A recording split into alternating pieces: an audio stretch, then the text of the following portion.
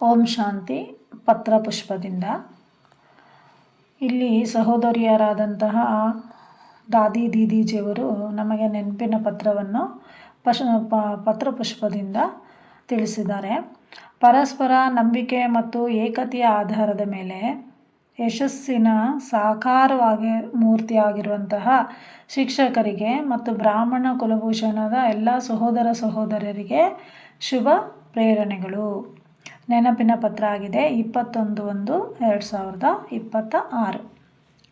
ಪ್ರಿಯರೇ, ತಂದೆ ತಾಯಿಯ ಸೂಕ್ಷ್ಮ ರೂಪರಾದಂತಹ ಬಾಬ್ದಾದರವರ ಅತ್ಯಂತ ಪ್ರಿಯರಾದಂತಹ ತಮ್ಮ ಸಂಕಲ್ಪ ಮತ್ತು ಶಕ್ತಿಯ ಮೂಲಕ ಎಲ್ಲ ಆತ್ಮಗಳಿಗೂ ಯಾವಾಗಲೂ ಸಂತೋಷ ಮತ್ತು ಶಾಂತಿಯ ಸಕಾಶವನ್ನು ನೀಡುವವರು, ಎಲ್ಲ ಬ್ರಾಹ್ಮಣ ಕುಲದ ಶಿಕ್ಷಕ ಸಹೋದರಿಯರು ಮತ್ತು ತಮ್ಮ ಸಂಕಲ್ಪ, ಮಾತು ಮತ್ತು ಕರ್ಮಗಳಲ್ಲಿ ಪವಿತ್ರತೆಯ ಮೂಲ ಧರ್ಮವನ್ನು ಅಳವಡಿಸಿಕೊಂಡಿರುವ ಸಹೋದರ ಸಹೋದರಿಯರಿಗೆ ದೈವಿಕ ಪ್ರೀತಿಯಿಂದ ತುಂಬಿದ ತಮ್ಮೆಲ್ಲರ ಸಿಹಿ ನೆನಪನ್ನು ದಯವಿಟ್ಟು ಸ್ವೀಕರಿಸಿ ಅಂತ ಇಲ್ಲಿ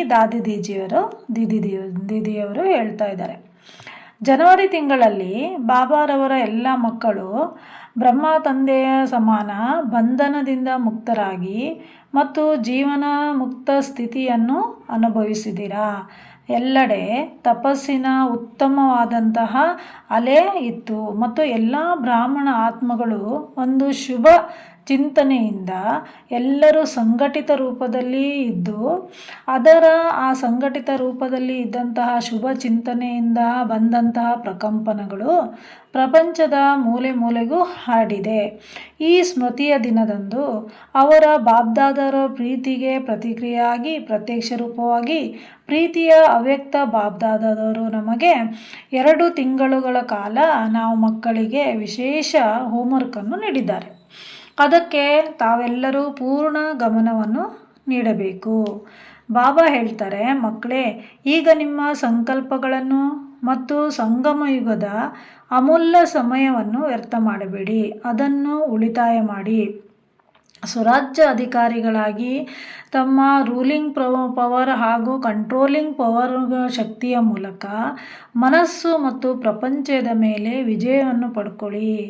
ಏನು ಹೇಳ್ತಿದ್ದಾರೆ ದಾದೀಜಿಯವರು? ನಮ್ಮ ಕಂಟ್ರೋಲಿಂಗ್ ಪವರ್ ಮತ್ತು ರೂಲಿಂಗ್ ಪವರ್ ಮೂಲಕ, ಆ ಶಕ್ತಿಯ ಮೂಲಕ ಸಂಪೂರ್ಣ ಪ್ರಪಂಚದ ಮೇಲೆ ವಿಜಯವನ್ನು ಸಾಧಿಸಿ.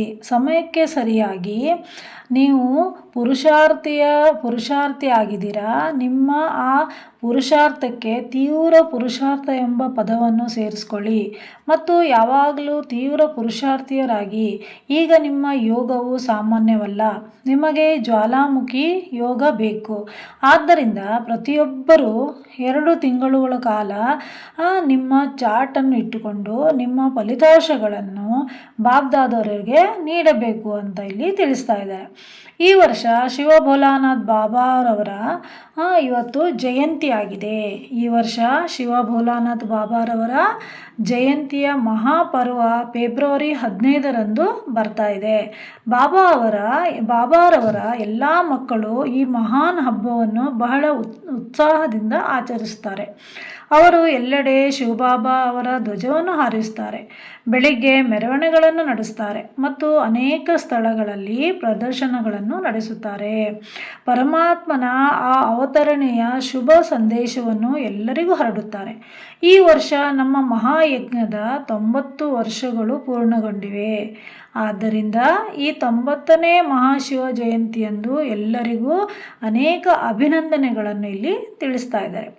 ಮಕ್ಕಳೇ, ನೀವು ವ್ಯವಸ್ಥಿತ ರೀತಿಯಲ್ಲಿ ನೀವು ಬ್ರಾಹ್ಮಣ ಮಕ್ಕಳ ನಡುವಿನ ಆ ಅವ್ಯಕ್ತ ಇಶಾರೆ, ಆ ಅವ್ಯಕ್ತ ಸೂಕ್ಷ್ಮ ಆ ಸೂಚನೆಗಳು ನಿಮ್ಮ ಭಾವನೆಗಳಾಗಿರಬೇಕು. ನೀವು ಅವ್ಯಕ್ತವಾದಂಥ ಆ ಸೂಕ್ಷ್ಮ ಸೂಚನೆಗಳನ್ನು ನೀಡುವಂಥವರಾಗಬೇಕು ಎಂಬುದು ಮಧುರವಾದಂಥ ಬಾಬಾರವರ ವಿಶೇಷ ಸೂಚನೆಯಾಗಿದೆ. ಅಂದರೆ ನಾವು ಅವ್ಯಕ್ತ ಇಶಾರೆಯಿಂದ, ಅವ್ಯಕ್ತ ಸೂಚನೆಗಳಿಂದ ನಾವು ಪರಸ್ಪರ ಒಬ್ಬರಿಗೆ ಇನ್ನೊಬ್ಬರ ಭಾವನೆಗಳನ್ನು ನಾವು ಅರ್ಥ ಮಾಡ್ಕೊಳ್ಬೇಕು. ಇದೇ ಬಾಬಾರವರ ವಿಶೇಷ ಸೂಚನೆಯಾಗಿದೆ ಅಂತ ಹೇಳ್ತಾ ಇದ್ದಾರೆ. ಪರಸ್ಪರ ಪ್ರೀತಿ ಮತ್ತು ವಿಶ್ವಾಸವೂ ಸಹ ನಿಮ್ಮಲ್ಲಿ ಬಹಳ ಮುಖ್ಯವಾಗಿರಬೇಕು. ಆಗ ಮಾತ್ರ ಸಂಘಟನೆಯಲ್ಲಿ ಐಕ್ಯತೆಯು ಪರಮಾತ್ಮನ ಪ್ರತ್ಯಕ್ಷತೆಯನ್ನು ಪ್ರಕಟ ಮಾಡೋಕ್ಕೆ ಸಾಧ್ಯ ಆಗುತ್ತೆ. ಸಂಘಟನೆಯನ್ನು ಏಕತೆಯಲ್ಲಿ ತರುವುದಕ್ಕೋಸ್ಕರ ಬಾಬ್ದಾದರವರು ಮಕ್ಕಳಿಗೆ ಆಧ್ಯಾತ್ಮಿಕವಾದಂಥ ಒಂದು ತಾಯ್ತವನ್ನು ನೀಡಿದ್ದಾರೆ. ಆ ತಾಯ್ತ ಏನಪ್ಪ ಅಂದರೆ ಎಲ್ಲರಿಗೂ ಗೌರವವನ್ನು ಕೊಡಿ, ಎಲ್ಲರಿಗೂ ರಿಗಾರ್ಡ್ ಕೊಡಿ, ಎಲ್ಲರಿಗೂ ಗೌರವವನ್ನು ಕೊಡಿ.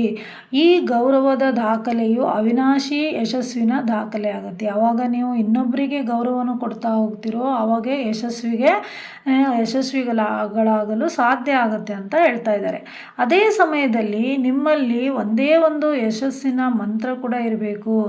ನೀವು ಮೊದಲು ಈ ಮೊದಲು ತಾವು ಮೊದಲು ಅನ್ನುವಂತಹ ಆ ಮಂತ್ರ ನಿಮ್ಮಲ್ಲಿರಿ.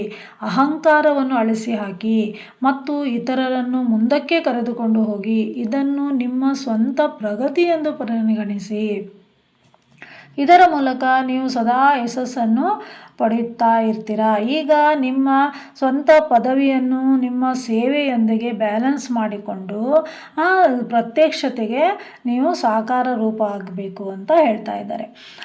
ನಾವು ಈಗ ಎಲ್ಲದಕ್ಕೂ ಸಾಧನಗಳಾಗಬೇಕು. ನಾವು ಪ್ರತ್ಯಕ್ಷತೆಗೆ ನಾವು ಸಾಧನಗಳಾಗಬೇಕು. ಎಲ್ಲರಿಗೂ ಅನೇಕ ಪ್ರೀತಿಯ ನೆನಪು. ಓಂ ಶಾಂತಿ.